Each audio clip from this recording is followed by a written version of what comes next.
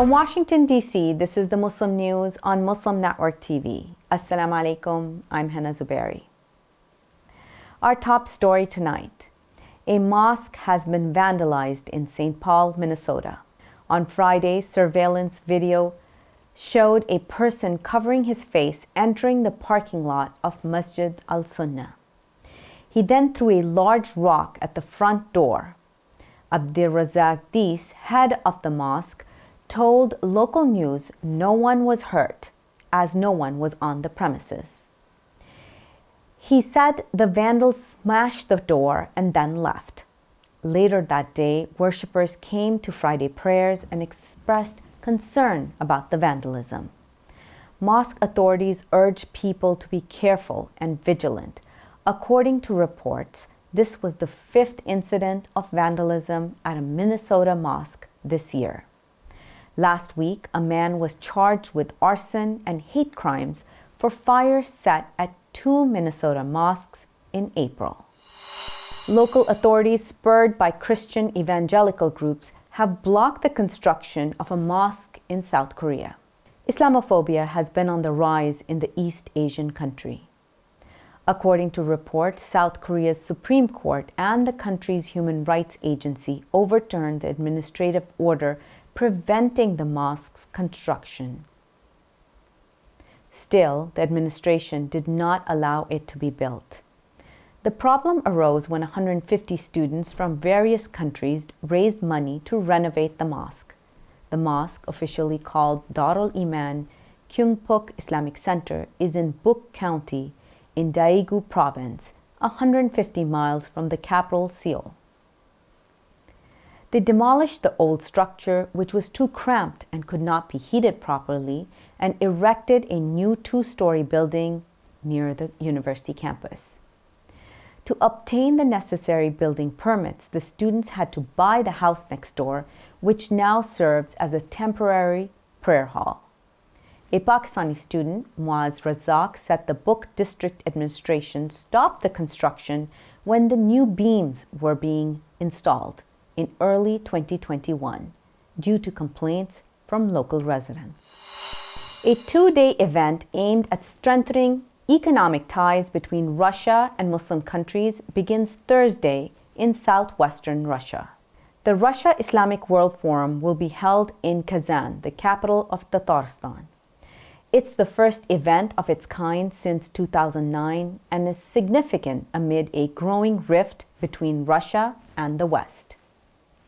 Organizers say that the forum will discuss ways to strengthen economic, cultural, and intellectual ties between Russia and the Organization of Islamic Cooperation. The event is seen by analysts as an attempt by Russia to form a new bloc. Many Muslim countries, including Saudi Arabia and Iraq, have said that they want to reshape relations with the United States.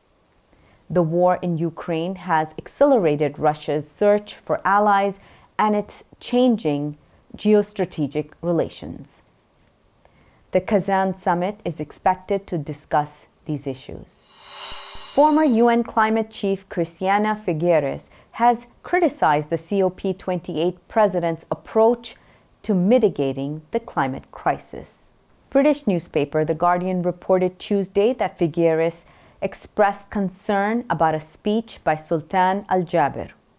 Al-Jaber is the chief executive of the Abu Dhabi National Oil Company, whose appointment as president of the next UN Climate Conference, or COP28, has sparked outrage amongst climate activists. He said at the Petersburg Climate Dialogue in Berlin that policymakers should focus on reducing fossil fuel emissions, but not on fossil fuel extraction itself. Figueres said this only distracts from real solutions to the climate emergency, which are ending fossil fuel extraction and transitioning to renewable energy. She added that Al-Jaber's support of a position advocated by fossil fuel companies like the one he heads is very dangerous. COP28 is set to begin in Dubai in November. The head of artificial intelligence company OpenAI says government regulation is critical to managing the risks associated with the growing capabilities of AI. Sam Altman made the statement at a hearing of the Senate Judiciary Committee Subcommittee on Privacy, Technology, and the Law on Tuesday. He said the U.S. government could consider a combination of licensing and testing requirements for the development and release of AI models above a certain threshold. Altman offered to work with governments to ensure that the most powerful AI models meets a range of security requirements and explores opportunity for global coordination. His remarks came at a time where ChatGPT, a chatbot tool developed by OpenAI, is enjoying popularity. It has reignited competition in the artificial intelligence field and raised concerns about the potential risks of the technology. Bringing more news stories after the break. Stay tuned, and we will be right back after these messages.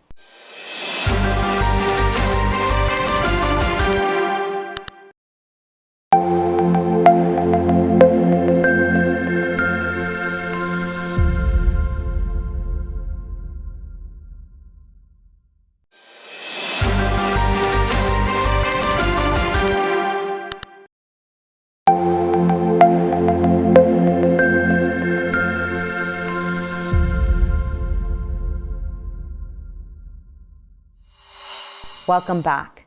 College of Florida scientists have found that human DNA can be present in detectable amounts almost anywhere in the world.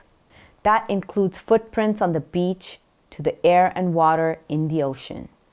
A study published Monday in Nature, Ecology, and Evolution noted that scientists who collected environmental DNA samples in sand to study endangered sea turtles found the results could determine the genetic ancestry of the human population living nearby.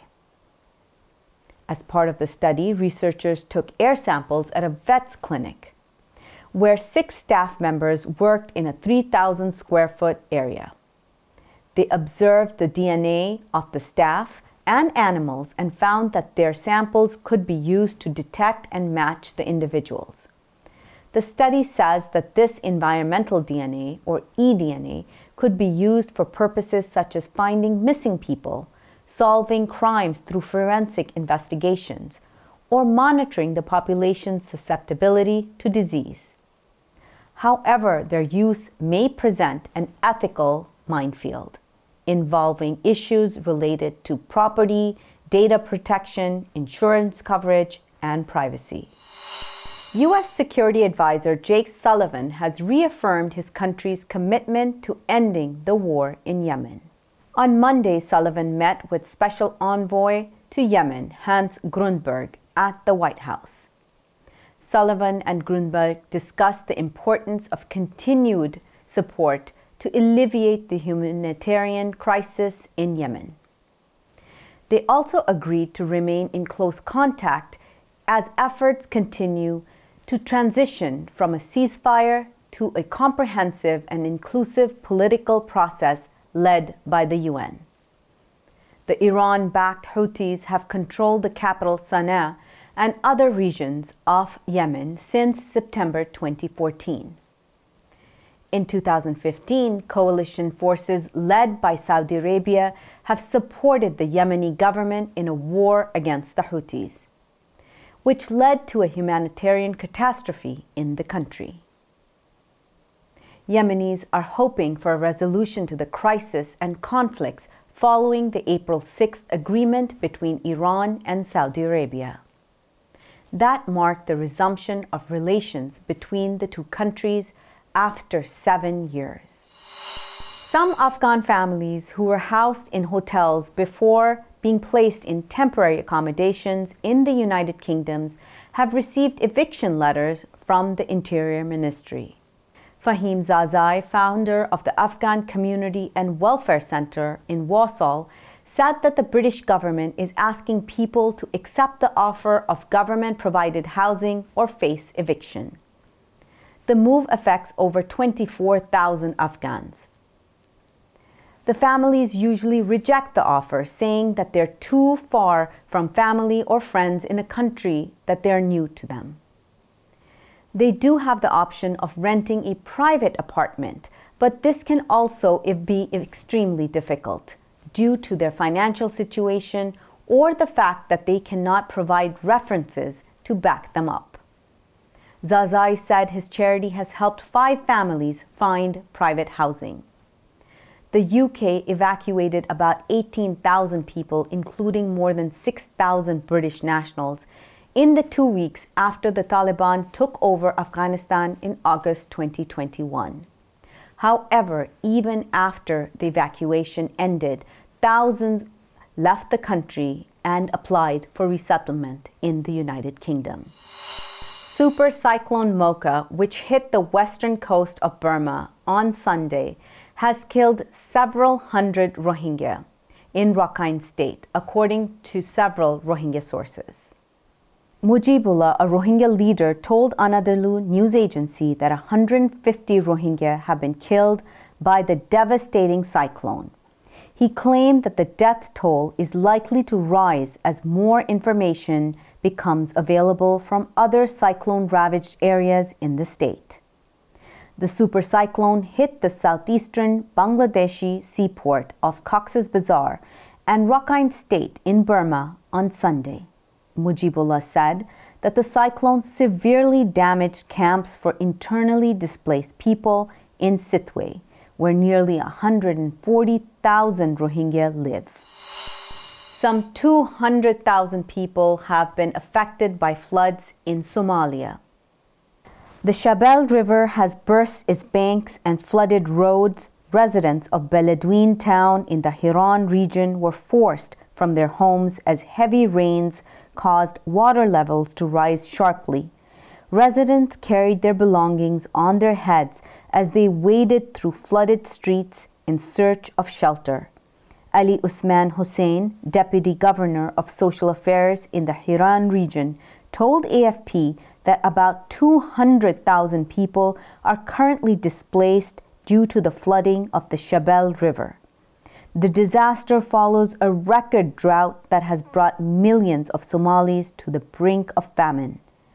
Residents told AFP they had to leave their homes in the middle of the night earlier this week as water poured through the streets and into buildings. Sudan's army chief, General Abdel Fattah al-Burhan, has dismissed the country's police chief, Lieutenant General Anan Hamid Mohammed Omar. A statement from the military said Omar had been replaced by Lieutenant General Khalid Hassan Moyuddin as police chief.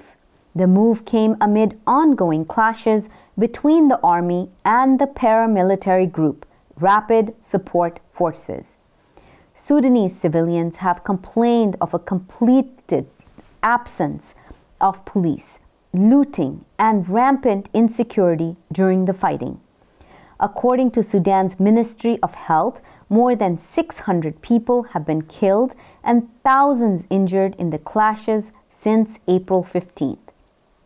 On April 30th, the RSF warned Sudanese police against involvement in the clashes between the paramilitary group and the Sudanese army. In recent months, there had been disagreements between the army and the RSF over the incorporation of the paramilitary group into the armed forces. This is a key condition of Sudan's transitional agreement with political groups. Sudan has been without a functioning government since October 2021. That was when the military deposed the interim government of Prime Minister Abdullah Hamdok and imposed a state of emergency, which political forces condemned as coup d'etat. Sudan's transitional period, which began in August 2019 after the ouster of President Omar al-Bashir, was scheduled to end with elections in early 2024. Before we end today's news, may I make a special request? It takes 55 hours of work daily to produce this news for you. This is news with a unique perspective that you won't find anywhere else. Sound Vision is a nonprofit who produces this news. And just like PBS and NPR, we depend on your donations. Please donate today at muslimnetwork.tv or click the link below to donate. That's all from our Washington studios tonight. Thank you for tuning in. You can subscribe to our YouTube channel or hit the bell icon for the latest updates. For more content, keep watching Muslim Network TV or visit muslimnetwork.tv. Assalamu alaikum and good night.